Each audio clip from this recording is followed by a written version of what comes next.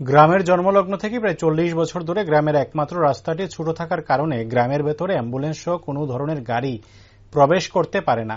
গ্রামের রাস্তাটি বড় করার জন্য গ্রামবাসীরা দফায় দফায় বিভিন্ন রাজনৈতিক দলের নেতাদের পাশাপাশি প্রশাসনিক আধিকারিকদের কাছে গিয়ে জানানোর পরও আজ অবধি গ্রামের একমাত্র চলাচলের রাস্তাটি বড় হয়নি।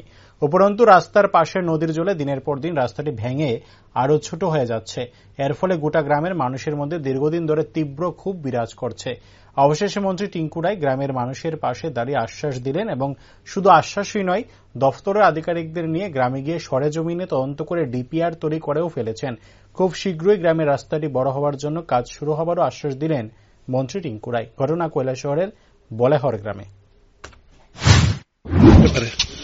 এটা আপনারা জানেন, ঝলাই গ্রাম পঞ্চায়েতের 6 নম্বর ওয়ার্ড বলহরও আসলে একটা গ্রামই ধরে নিতে পারেন। বিশাল বড় জনবসতি, এখানে প্রায় 250 থেকে 300 পরিবার বসবাস এবং এই রাস্তাটা প্রায় 3 কিলোমিটার। আপনারা দেখেছেন যে এই রাস্তাটা দীর্ঘ সময় ধরে ওরা কাঁচা রাস্তায় যাতায়াত করে এবং সাইডে যেহেতু মনোনদী অনেকখানি রাস্তা ভেঙে নিয়েছে। ভিতর থেকে এটা বাইক নিয়ে বেরোতে কষ্ট হচ্ছে, বৃষ্টির সময় তো বেরোনোই খুব মুশকিল। যাই হোক, এটা আমাদের পিডব্লিউডি দপ্তর ডিপিআই রেডি করেছেন। যেহেতু অনেক অর্থের বিষয়, এটা একটা বড় লম্বা রাস্তা, 3 কিলোমিটার লম্বা রাস্তা করতে প্রায় 7-8 কোটি টাকার দরকার। চেষ্টা করছি মাননীয় মুখ্যমন্ত্রীর সঙ্গে কথা বলি এই রাস্তাটা যেন খুব শীঘ্রই করা যায়, এখানকার মানুষের সমস্যাটা সমাধান হয়।